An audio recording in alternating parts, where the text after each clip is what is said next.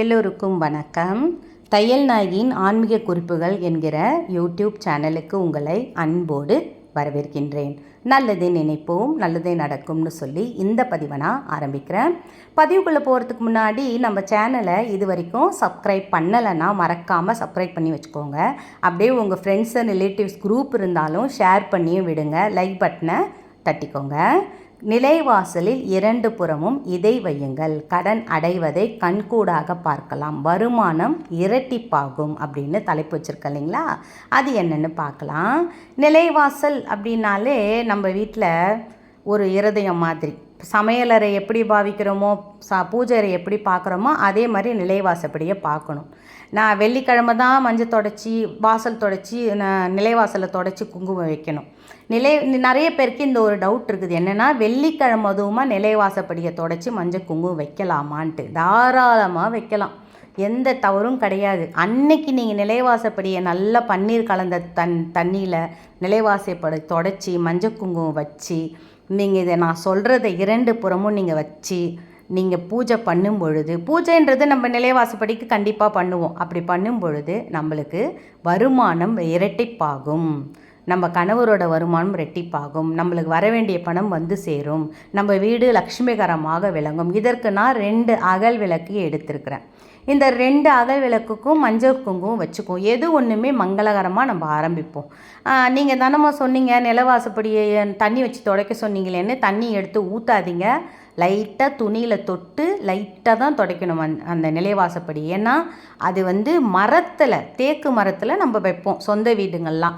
இப்போ வாடகை வீட்டில் இருக்கிறவங்களாம் இப்போ நிறைய டவுட் வரும் அவங்களுக்கு. நம்ம வாடகை வீட்டில் இருக்கிறோமே, இதை நம்ம செஞ்சோம்னா இந்த வீட்டுக்காரவங்களுக்கு இதோடைய பலன் வீட்டுக்காரவங்களுக்கு தான் கிடைக்குமா, எனக்கு கிடைக்காதான்னு. ஏன்னா எனக்கு நிறைய டவுட்டுக்கு இந்த கமெண்ட்ஸ்க்கு கொஷின் வந்திருக்குது. அதனால தான் சொல்கிறேன்.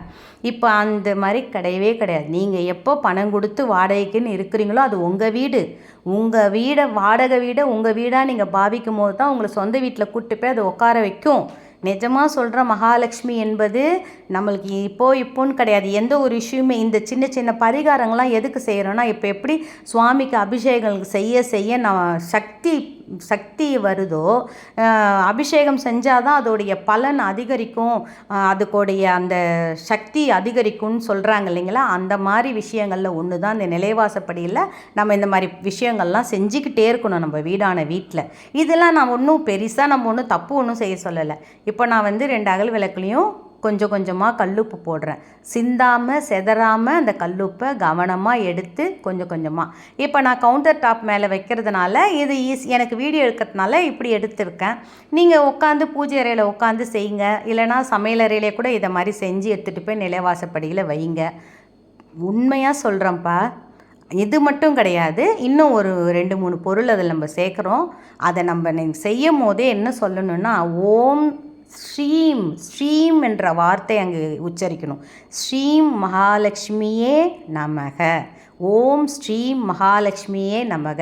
உங்கள் குலதெய்வம் பேரை சொல்லுங்கள். ஏன்னா நிலைவாசப்படியில் குலதெய்வம், மகாலட்சுமி, முன்னோர்கள், இப்போ நம்மளுடைய முன்னோர்கள் வாசம் செய்கிறதா அர்த்தம். அதனால தான் நிலைவாசப்படியில் உட்காரக்கூடாது, கால் வைக்கக்கூடாதுன்னு சொல்கிறது.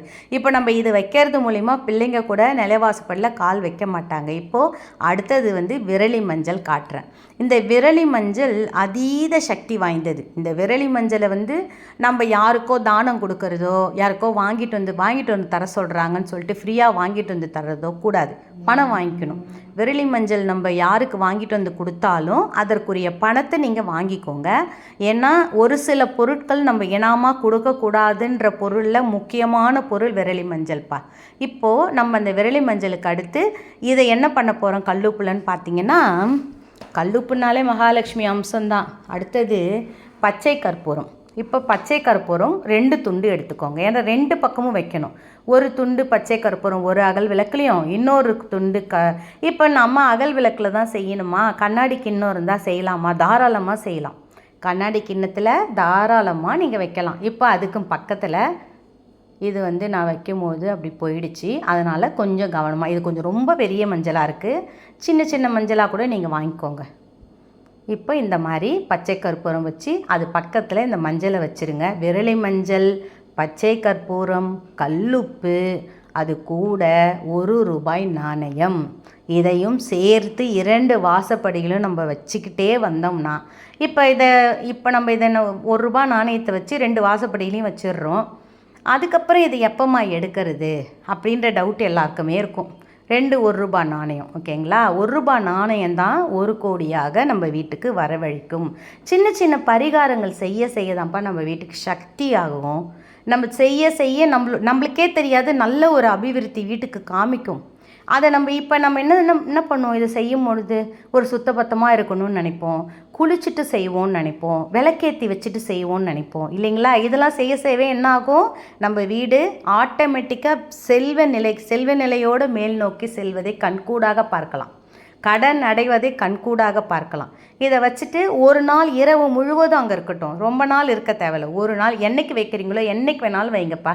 ஒரு நாள் இரவு முழுவதும் வச்சுட்டு மறுநாள் எடுத்து இந்த விரலி மஞ்சளை ஒரு டப்பாவில், எப்போவும் நம்ம வைக்கிற டப்பாவில் போட்டு வைங்க. ₹1 நாணயத்தை பணம் சேர்க்குற இடத்துல கொண்டு போய் வைங்க. கல்லுப்பை கரைச்சி விட்டுருங்க. நல்லதே நடக்கும்.